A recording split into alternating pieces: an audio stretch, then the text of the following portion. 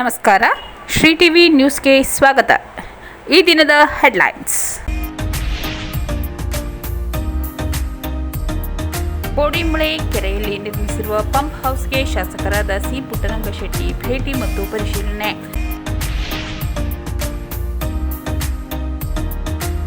ಜಿಲ್ಲೆಯ ನಿರುದ್ಯೋಗಿಗಳ ಪಾಲಿನ ಆಶಾ ಕಿರಣ ಯುವ ನಿಧಿ ಯೋಜನೆ HV ಚಂದ್ರು. ಪರಿಸರ ಸಂರಕ್ಷಣೆ ನಮ್ಮ ನಿಮ್ಮೆಲ್ಲರ ಕರ್ತವ್ಯ, ಉದ್ಯಮಿ ಶ್ರೇಣಿದೆ.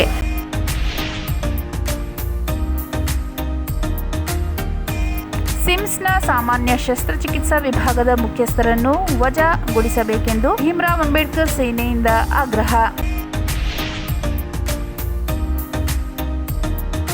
ವರಡಪೇಟೆ ಪ್ರಾಥಮಿಕ ಕೃಷಿ ಪತ್ತಿನ ಸಹಕಾರ ಸಂಘದ ಕಚೇರಿಯಲ್ಲಿ MDCC ನೂತನ ನಿರ್ದೇಶಕರಿಗೆ ಸನ್ಮಾನ. ಕಾಂಗ್ರೆಸ್ ಪಕ್ಷದ ಪದವೀಧರ ವಿಭಾಗದ ಅಧ್ಯಕ್ಷರಾಗಿ ಸಿ ವೆಂಕಟೇಶ್ ಆಯ್ಕೆ.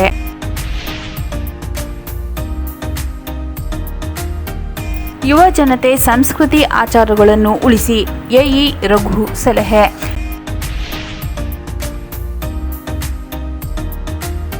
ದಲಿತರ ಭೂಮಿ ವಸತಿಗಾಗಿ ದಲಿತ ಸಂಘರ್ಷ ಸಮಿತಿ ಪ್ರತಿಭಟನೆ. ಉಪ್ಪಾರ ಸಮುದಾಯದ ಜನರಿಗೆ ನೀಡಿದ್ದ ಸೈಟ್ಗಳ ಅಕ್ರಮ ಖಾತೆ ಖಂಡಿಸಿ ಪ್ರತಿಭಟನೆ.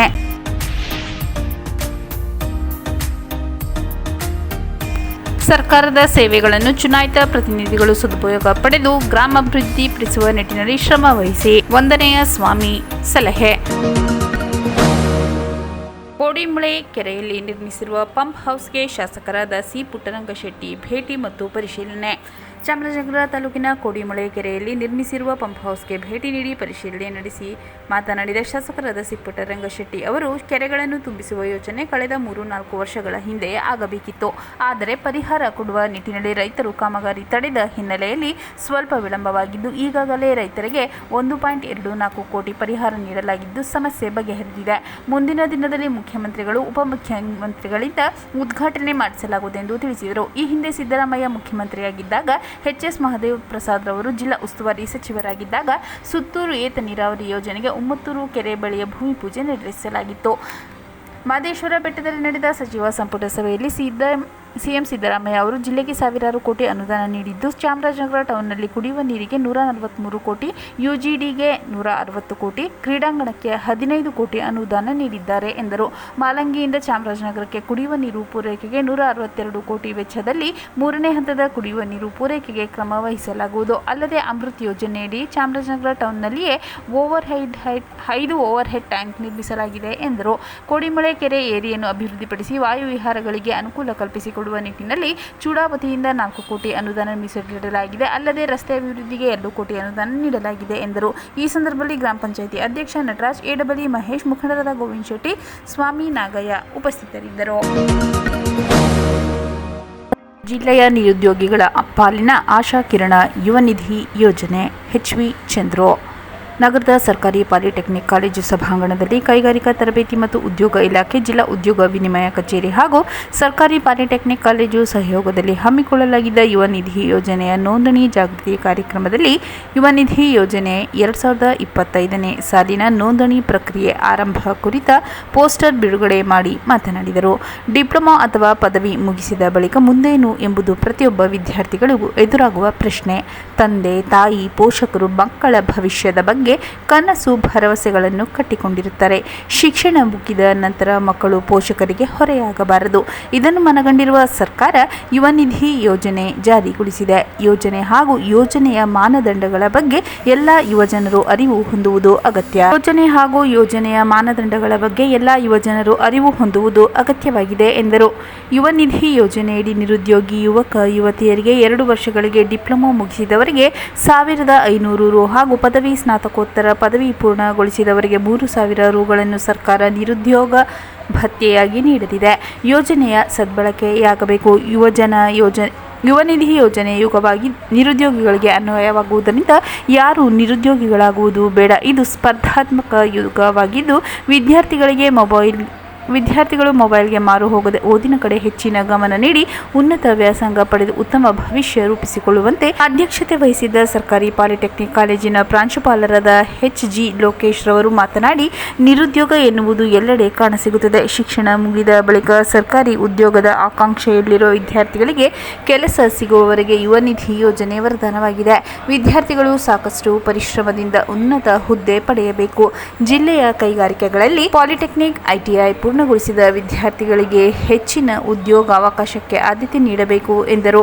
ಆರಂಭದಲ್ಲಿ ಪ್ರಾಸ್ತಾವಿಕವಾಗಿ ಮಾತನಾಡಿದ ಜಿಲ್ಲಾ ಉದ್ಯೋಗಾಧಿಕಾರಿ ಮೊಹಮ್ಮದ್ ಅಕ್ಬರ್ ರವರು ಜಿಲ್ಲೆಯಲ್ಲಿ ಯೋಜನೆಯ ನೋಂದಣಿ ಹೆಚ್ಚಿಸುವ ಸಲುವಾಗಿ ಇಲಾಖೆ ವತಿಯಿಂದ ವೃತ್ತಿ ಮಾರ್ಗದರ್ಶನ ಹಾಗೂ ಯುವ ನಿಧಿ ಯೋಜನೆ ಸಂಚಾರಿ ನೋಂದಣಿ ಜಾಗೃತಿ ಕಾರ್ಯಕ್ರಮ ಹಮ್ಮಿಕೊಳ್ಳಲಾಗಿದ್ದು, ಇದುವರೆಗೆ ಚಾಮರಾಜನಗರ ತಾಲೂಕಿನಲ್ಲಿ 1439, ಕೊಳ್ಳೇಗಾಲದಲ್ಲಿ 698, ಗುಂಡ್ಲುಪೇಟೆಯಲ್ಲಿ 875, ಯಳಂದೂರಿನಲ್ಲಿ 3333 ಹಾಗೂ ಹನೂರಿನಲ್ಲಿ 478 ಮಂದಿ ಸೇರಿದಂತೆ ಜಿಲ್ಲೆಯಲ್ಲಿ ಒಟ್ಟು 3823 ನಿರುದ್ಯೋಗಿಗಳು ನೋಂದಣಿಯಾಗಿದ್ದಾರೆಂದರು. ಪಂಚ ಗ್ಯಾರಂಟಿ ಯೋಜನೆಗಳ ಸಮಿತಿ ತಾಲೂಕು ಸದಸ್ಯ ಕುಮಾರ್, ರಾಜು, ರಾಜೇಶ್, ರಮೇಶ್, ಗಣೇಶ್, ಕುಮಾರಸ್ವಾಮಿ, ಮಂಜುಳಾ, ಪುಟ್ಟಸ್ವಾಮಿ, ವಾರ್ತಾ ಮತ್ತು ಸಾರ್ವಜನಿಕ ಸಂಪರ್ಕ ಇಲಾಖೆ ವಾರ್ತಾ ಸಹಾಯಕ ಸುರೇಶ್ ಕುಮಾರ್ ಸೇರಿದಂತೆ ಇತರರು ಕಾರ್ಯಕ್ರಮದಲ್ಲಿದ್ದರು.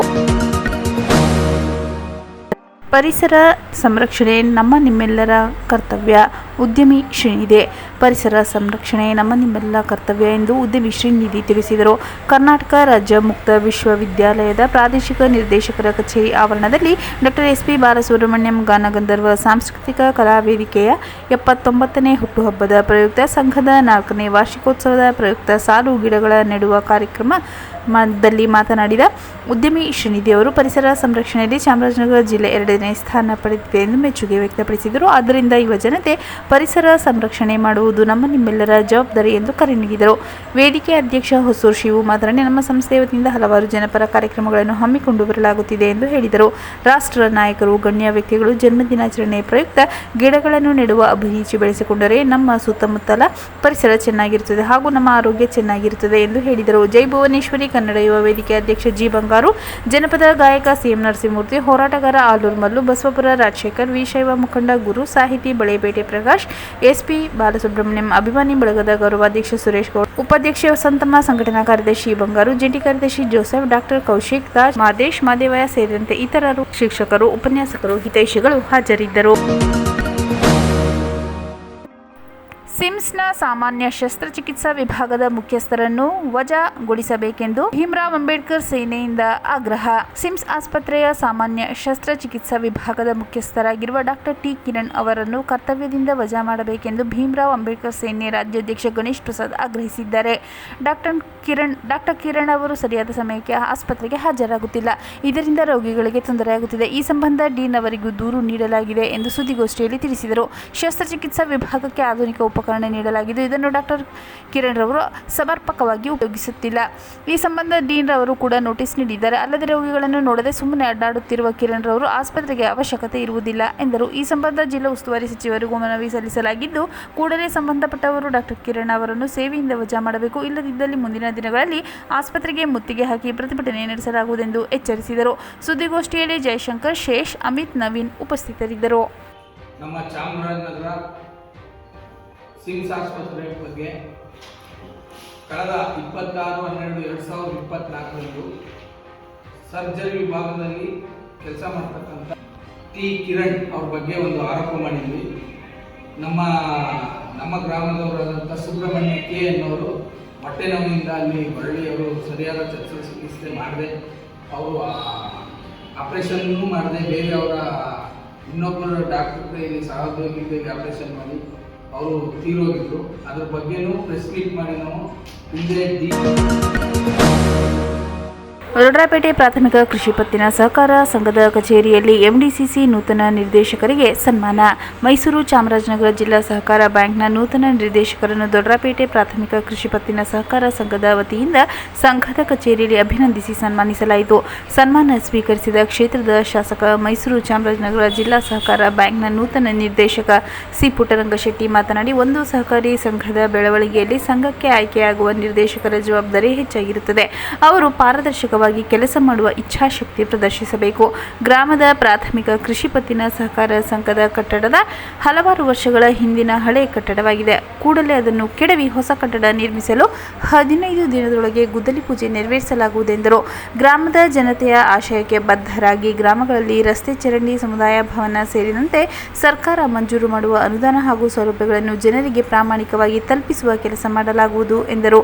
ಈ ಸಂದರ್ಭದಲ್ಲಿ ದೊಡ್ಡರಾಯಪೇಟೆ ಪ್ರಾಥಮಿಕ ಕೃಷಿ ಪತ್ತಿನ ಸಹಕಾರ ಸಂಘದ ಅಧ್ಯಕ್ಷ ಡಿ ಸೋಮಣ್ಣ, ಎಚ್.ಎಸ್. ಮಹದೇವಯ್ಯ, ನಿರ್ದೇಶಕರಾದ ಆರ್. ಮಹದೇವಸ್ವಾಮಿ, ಪಾಪಣ್ಣ, ಜಿ. ಸೋಮಣ್ಣ, ನಾಗರಾಜ್, ಪುಟ್ಟಮ್ಮ, ಎಚ್.ಎಸ್. ಮಹದೇವಪ್ಪ, ಮಾಜಿ ನಿರ್ದೇಶಕ ಮಹದೇವಯ್ಯ, ಶಿವಣ್ಣ, ಗ್ರಾಮ ಪಂಚಾಯತ್ ಸದಸ್ಯರಾದ ಸಿದ್ದರಾಜ್, ಮಹದೇವಸ್ವಾಮಿ, ನಾಗೇಂದ್ರ, ಕೃಷಿ ಪತ್ತಿನ ಸಹಕಾರ ಸಂಘದ ಮಾಜಿ ಅಧ್ಯಕ್ಷ ಡಿ.ಎಸ್. ಗಿರೀಶ್, ಎಂಪಿ ಶಂಕರ್, ಮುಖಂಡರಾದ ಬಸವರಾಜ್, ರವಿಗೌಡ, ರಾಜು, ಎಂಡಿಸಿಸಿ ಬ್ಯಾಂಕ್ ಮೇಲ್ವಿಚಾರಕ ಟಿ. ಮಂಜು, ದೊಡ್ಡರಾಯಪೇಟೆ ಪ್ರಾಥಮಿಕ ಕೃಷಿ ಪತ್ತಿನ ಸಹಕಾರ ಸಂಘದ ಸಿಇಒ ಮಹದೇವಯ್ಯ ಸೇರಿದಂತೆ ಗ್ರಾಮದ ಮುಖಂಡರು ಹಾಜರಿದ್ದರು. ಕಾಂಗ್ರೆಸ್ ಪಕ್ಷದ ಪದವೀಧರ ವಿಭಾಗದ ಅಧ್ಯಕ್ಷರಾಗಿ ಸಿ. ವೆಂಕಟೇಶ್ ಆಯ್ಕೆ. ಚಾಮರಾಜನಗರದ ಕಾಂಗ್ರೆಸ್ ಪಕ್ಷದ ಪದವೀಧರ ವಿಭಾಗದ ಜಿಲ್ಲಾಧ್ಯಕ್ಷರಾಗಿ ತಾಲೂಕಿನ ಬಿಳಿಗಿರಿ ರಂಗನಬೆಟ್ಟದ ನಿವಾಸಿ ಸಿ. ವೆಂಕಟೇಶ್ ಅವರನ್ನು ರಾಜ್ಯಾಧ್ಯಕ್ಷರಾದ ಎ.ಎನ್. ನಟರಾಜ್ ಗೌಡ ಅವರು ಈಚೆಗೆ ಆದೇಶ ಪತ್ರ ವಿತರಿಸಿದರು. ಈ ಸಂದರ್ಭದಲ್ಲಿ ಮಾತನಾಡಿದ ಸಿ. ವೆಂಕಟೇಶ್, ಸಂಸದ ಸುನಿಲ್ ಬೋಸ್ ಹಾಗೂ ಶಾಸಕರಾದ ಎ.ಆರ್. ಕೃಷ್ಣಮೂರ್ತಿ, ಸಿ. ಪುಟ್ಟರಂಗಶೆಟ್ಟಿ, ಗಣೇಶ್ ಪ್ರಸಾದ್, ಕಾಡಾ ಅಧ್ಯಕ್ಷ ಮರಿಸ್ವಾಮಿ, ಬ್ಲಾಕ್ ಕಾಂಗ್ರೆಸ್ ಅಧ್ಯಕ್ಷ ಎಚ್.ವಿ. ಚಂದ್ರು ಅವರ ಸಹಕಾರದಿಂದ ಈ ಸ್ಥಾನ ನನಗೆ ಲಭಿಸಿದೆ. ಹಲವು ವರ್ಷಗಳಿಂದ ನಾನು ಕಾಂಗ್ರೆಸ್ ಪಕ್ಷದ ನಿಷ್ಠಾವಂತ ಕಾರ್ಯಕರ್ತನಾಗಿ ಕರ್ತವ್ಯ ನಿರ್ವಹಿಸುತ್ತಿದ್ದೇನೆ. ನನಗೆ ಈ ಪದವಿ ಲಭಿಸಿದ್ದಕ್ಕೆ ಎಲ್ಲರಿಗೂ ನಾನು ಧನ್ಯವಾದಗಳನ್ನು ಅರ್ಪಿಸುತ್ತೇನೆ. ನನಗೆ ನೀಡಿರುವ ಜವಾಬ್ದಾರಿಯನ್ನು ಅತ್ಯಂತ ನಿಷ್ಠೆ ಹಾಗೂ ಪ್ರಾಮಾಣಿಕವಾಗಿ ನಿರ್ವಹಿಸುತ್ತೇನೆ ಎಂದರು. ಯುವ ಜನತೆ ಸಂಸ್ಕೃತಿ ಆಚಾರಗಳನ್ನು ಉಳಿಸಿ, ಎಇ ರಘು ಸಲಹೆ. ಜಿಲ್ಲಾ ಶರಣ ಸಾಹಿತ್ಯ ಪರಿಷತ್ ವತಿಯಿಂದ ಮಲೆ ಮಹದೇಶ್ವರ ಬೆಟ್ಟದ ಸಾಲೂರು ಮಠದ ಆವರಣದಲ್ಲಿ ಆಯೋಜಿಸಲಾಗಿದ್ದ ಶ್ರೀ ಮಲೆ ಮಹದೇಶ್ವರ ದತ್ತಿ ಹಾಗೂ ಸಾಲೂರು ಮಠದ ಲಿಂಗೈಕ್ಯ ಪಟ್ಟದ ಶ್ರೀ ಗುರುಸ್ವಾಮಿಯವರ ಗುರುವಂದನಾ ಕಾರ್ಯಕ್ರಮವನ್ನು ಉದ್ಘಾಟಿಸಿ ಮಾತನಾಡಿದ ಮಲೆ ಮಹದೇಶ್ವರ ಬೆಟ್ಟ ಅಭಿವೃದ್ಧಿ ಪ್ರಾಧಿಕಾರದ ಕಾರ್ಯದರ್ಶಿ ಎಇ ರಘು ಮಾತನಾಡಿದರು. ಆಧುನಿಕ ಜಗತ್ತಿನಲ್ಲಿ ನಾವು ಪಾಶ್ಚಾತ್ಯ ಸಂಸ್ಕೃತಿಯೆಡೆಗೆ ಆಕರ್ಷಿತರಾಗುತ್ತಿದ್ದೇವೆ. ಇದರಿಂದ ನಮ್ಮ ಸ್ಥಳೀಯ ಸಂಸ್ಕೃತಿ, ಭಾಷೆ, ಆಚಾರ ವಿಚಾರ ಕಡೆಗಣಿಸುತ್ತಿದ್ದು ಇದರಿಂದ ಸಮಾಜಕ್ಕೆ ಮಾರಕವಾಗುವ ಸಾಧ್ಯತೆ ಹೆಚ್ಚಿದೆ. ಹಾಗಾಗಿ ಯುವಕರಾದಿಯಾಗಿ ಎಲ್ಲರೂ ನಮ್ಮತನವನ್ನು ಮೈಗೂಡಿಸಿಕೊಳ್ಳುವಂತಾಗಬೇಕು. ಈ ನಿಟ್ಟಿನಲ್ಲಿ ಶರಣ ಸಾಹಿತ್ಯ ಪರಿಷತ್ ದಾನಿಗಳ ಸಹಾಯದಿಂದ ದತ್ತಿಗಳನ್ನು ಸ್ಥಾಪಿಸಿ ಯುವ ಪೀಳಿಗೆಯಲ್ಲಿ ಉಪನ್ಯಾಸದ ಮೂಲಕ ಜಾಗೃತಿ ಮೂಡಿಸುತ್ತಿರುವ ಸುತ್ತೂರು ಸಂಸ್ಥಾನದ ಕಾರ್ಯ ಶ್ಲಾಘನೀಯ ಎಂದು ಮೆಚ್ಚುಗೆ ವ್ಯಕ್ತಪಡಿಸಿದರು. ಅತಿಥಿಯಾಗಿ ಪಾಲ್ಗೊಂಡಿದ್ದ ಟಗರುಪಲ್ಯ ಸಿನಿಮಾದ ನಟ ನಾಗಭೂಷಣ್ ಮಾತನಾಡಿ, ಮಲೆ ಮಹದೇಶ್ವರರು ತಮ್ಮ ಪವಾಡಗಳ ಮೂಲಕ ಕ್ರಾಂತಿ ಮಾಡಿದವರು. ಇಂತಹ ಪವಾಡ ಪುರುಷರು ನಮಗೆ ಆದರ್ಶವಾಗಬೇಕು. ಯುವಕರು ವೈಜ್ಞಾನಿಕ ಮನೋಭಾವ ಬೆಳೆಸಿಕೊಂಡು ಜೀವನದಲ್ಲಿ ಸಾಧನೆ ಮಾಡಬೇಕು. ಅದೇ ರೀತಿ ನಮ್ಮ ಸಂಸ್ಕೃತಿ ಅಳವಡಿಸಿಕೊಂಡು ನಮ್ಮತನವನ್ನು ಉಳಿಸಿಕೊಳ್ಳಬೇಕೆಂದು ಕಿವಿಮಾತು ಹೇಳಿದರು. ಕೇಂದ್ರ ಸಾಹಿತ್ಯ ಅಕಾಡೆಮಿ ಯುವ ಪ್ರಶಸ್ತಿ ಪುರಸ್ಕೃತ ಸಾಹಿತಿ ಸ್ವಾಮಿ ಪೊನ್ನಾಚಿ ಮಲೆ ಮಹದೇಶ್ವರರು ಬೆಟ್ಟ ಗುಡ್ಡ ಅಲೆದು ಮೌಢ್ಯದ ಕತ್ತಲಲ್ಲಿದ್ದ ಜನತೆಯಲ್ಲಿ ಜಾಗೃತಿ ಮೂಡಿಸುವ ಮೂಲಕ ಅವರ ಬದುಕನ್ನು ಬದಲಾಯಿಸಿದರು.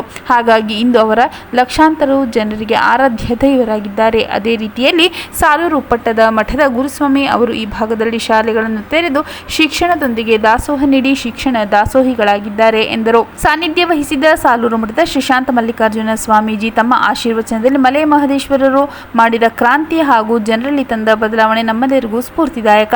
ಮಲೆ ಮಹದೇಶ್ವರರ ಈ ಭಾಗದಲ್ಲಿ ಆದರ್ಶವನ್ನೇ ಸಾಲೂರು ಮಠದ ಲಿಂಗೈಕ್ಯ ಪಟ್ಟದ ಗುರುಸ್ವಾಮಿಯವರು ಅಳವಡಿಸಿಕೊಂಡು ಮಠವನ್ನು ಕಟ್ಟಿ ಬೆಳೆಸಿದರು. ಈ ಭಾಗದಲ್ಲಿ ಶಿಕ್ಷಣ ದಾಸೋಹ ನೀಡಿ ಜನತೆಯಲ್ಲಿ ಅಕ್ಷರ ಬಿತ್ತಿದರೆಂದು ಸ್ಮರಿಸಿದರು.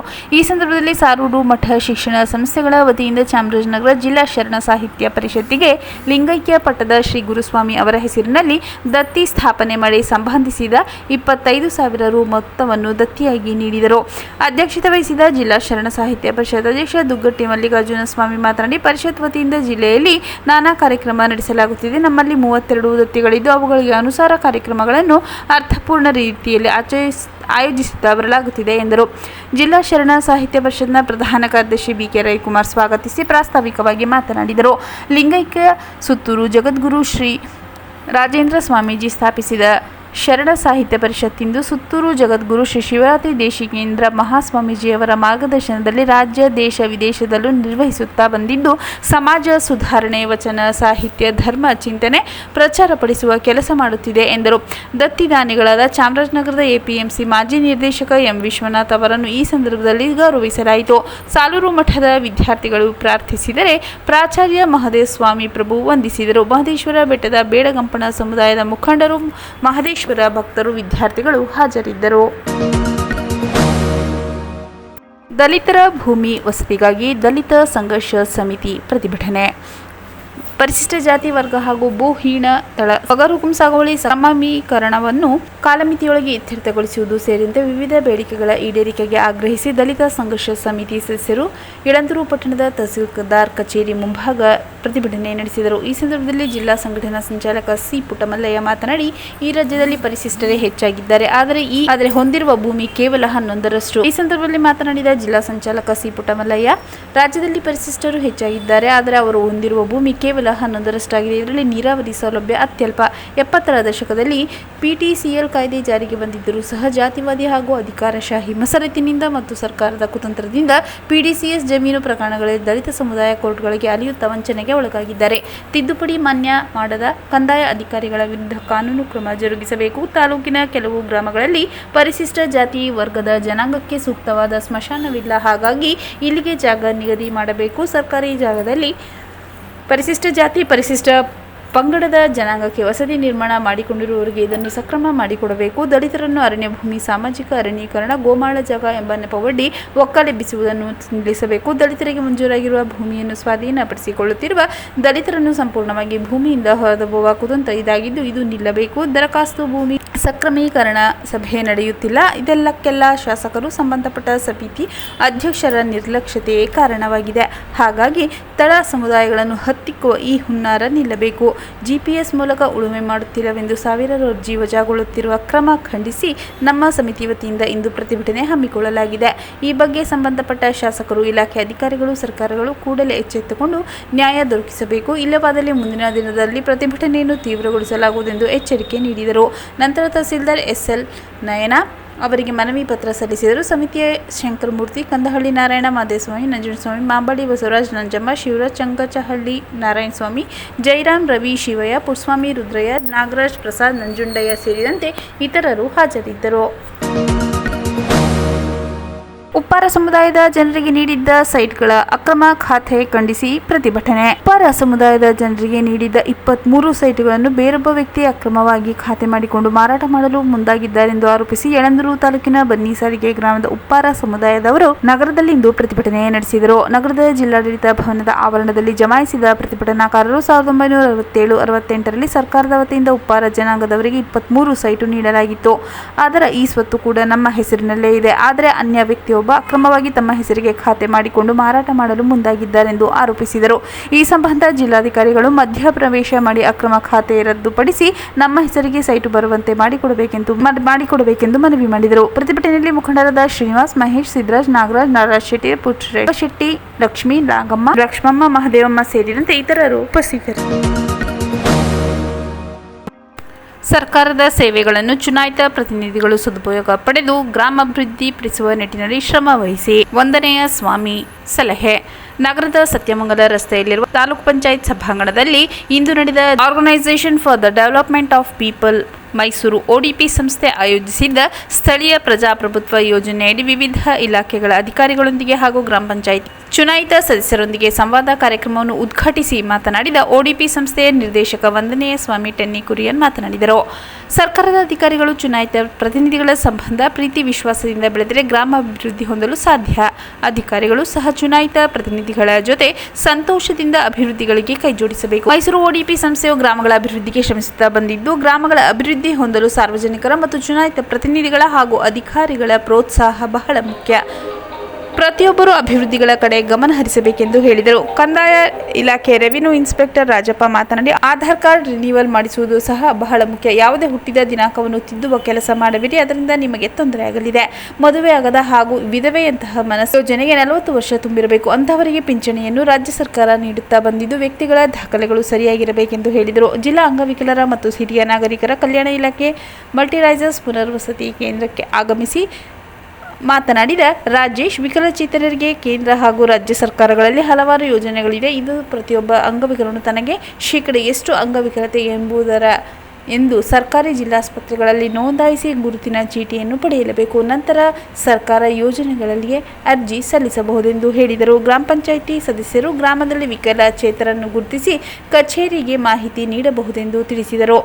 ತಾಲೂಕು ಪಂಚಾಯತ್ ಲೆಕ್ಕಾಧಿಕಾರಿ ಪ್ರಭುಸ್ವಾಮಿ, ಜಿಲ್ಲಾ ಅಂಗವಿಕಲ ಹಾಗೂ ಹಿರಿಯ ನಾಗರಿಕ ಕಲ್ಯಾಣ ಇಲಾಖೆಯ ಮೀನಾಕ್ಷಿ, ಚಾಮರಾಜನಗರ ತಾಲೂಕು ಹೊಂಡರಬಾಳು ಅರಣ್ಯದ ಡಿಎಫ್ಒ ದಿನೇಶ್, ಆರೋಗ್ಯಾಧಿಕಾರಿ ಸುನಂದ, ಮಹಿಳಾ ಮತ್ತು ಮಕ್ಕಳ ಅಭಿವೃದ್ಧಿ ಇಲಾಖೆ ಕಲಾವತಿ, ಸಂತೆಮರಳಿ ಹೋಬಳಿ ಗ್ರಾಮ ಪಂಚಾಯಿತಿ ಆಡಳಿತಾಧಿಕಾರಿ ನಾಗೇಶ್, ರಾಜೇಂದ್ರ ಇವರುಗಳು ಇಲಾಖೆಗಳಲ್ಲಿ ಸಿಗುವ ಸವಲತ್ತುಗಳ ಬಗ್ಗೆ ಮತ್ತು ಅರ್ಜಿಗಳನ್ನು ಹಾಕುವುದರ ಬಗ್ಗೆ ಗ್ರಾಮ ಪಂಚಾಯಿತಿ ಸದಸ್ಯರುಗಳಿಗೆ ತಿಳಿಸಿದರು. ಸಂವಾದಕ್ಕೆ ಸರ್ಕಾರಿ ಇಲಾಖೆಗೆ ಸಂಬಂಧಪಟ್ಟ ಮುಖ್ಯ ಅಧಿಕಾರಿಗಳು ಬರದ ಕಾರಣ ಗ್ರಾಮ ಪಂಚಾಯಿತಿ ಸದಸ್ಯರು ಆಕ್ರೋಶ ವ್ಯಕ್ತಪಡಿಸಿದರು. ಈ ಸಂದರ್ಭದಲ್ಲಿ ಕಾರ್ಯಕ್ರಮದಲ್ಲಿ ನಿಯೋಜಿತ ನಿರ್ದೇಶಕಿ ಡೆವಲಪ್ಮೆಂಟ್ ODP ಸಂಸ್ಥೆಯ ಯಮುನಾ ನಿರೂಪಣೆ ಮಾಡಿದರು. ಸಂಯೋಜಕೆ ಪರಮೇಶ್ವರಿ, ಸಿಬ್ಬಂದಿಗಳಾದ ಸಾಕಮ್ಮ, ರಾಜೇಶ್ವರಿ, ಜ್ಯೋತಿಕಾ, ಅಭಿಲಾಷ, ಸುಮಿತ್ರಾ, ಸುಮತಿ ಉಪಸ್ಥಿತರಿದ್ದರು. ಇರ್ಸವಾಡಿ, ಜ್ಯೋತಿಗೌಡನಪುರ, ಹೆಬ್ಸೂರು, ಮಸನಾಪುರ, ಕೆಂಪನಪುರ ಗ್ರಾಮ ಪಂಚಾಯಿತಿ ಸದಸ್ಯರು ಸಂವಾದ ಕಾರ್ಯಕ್ರಮದಲ್ಲಿ ಭಾಗವಹಿಸಿದ್ದರು. ಮತ್ತೊಮ್ಮೆ ಮುಖ್ಯಾಂಶಗಳು. ಕೋಡಿಮಳೆ ಕೆರೆಯಲ್ಲಿ ನಿರ್ಮಿಸಿರುವ ಪಂಪ್ ಹೌಸ್ಗೆ ಶಾಸಕರಾದ ಸಿ. ಪುಟ್ಟರಂಗಶೆಟ್ಟಿ ಭೇಟಿ ಮತ್ತು ಪರಿಶೀಲನೆ.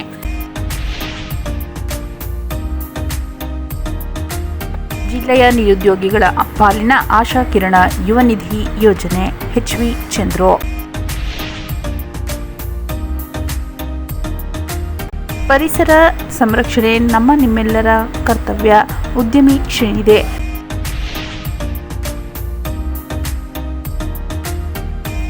ಸಿಮ್ಸ್ನ ಸಾಮಾನ್ಯ ಶಸ್ತ್ರಚಿಕಿತ್ಸಾ ವಿಭಾಗದ ಮುಖ್ಯಸ್ಥರನ್ನು ವಜಾಗೊಳಿಸಬೇಕೆಂದು ಭೀಮರಾವ್ ಅಂಬೇಡ್ಕರ್ ಸೇನೆಯಿಂದ ಆಗ್ರಹ.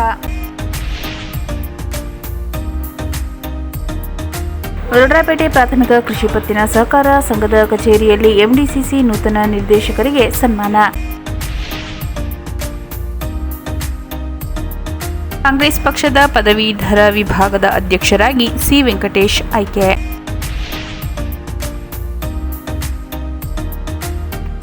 ಯುವ ಜನತೆ ಸಂಸ್ಕೃತಿ ಆಚಾರಗಳನ್ನು ಉಳಿಸಿ, ಎಇ ರಘು ಸಲಹೆ.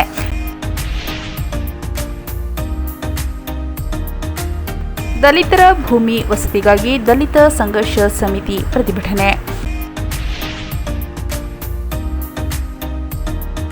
ಉಪ್ಪಾರ ಸಮುದಾಯದ ಜನರಿಗೆ ನೀಡಿದ್ದ ಸೈಟ್ಗಳ ಅಕ್ರಮ ಖಾತೆ ಖಂಡಿಸಿ ಪ್ರತಿಭಟನೆ.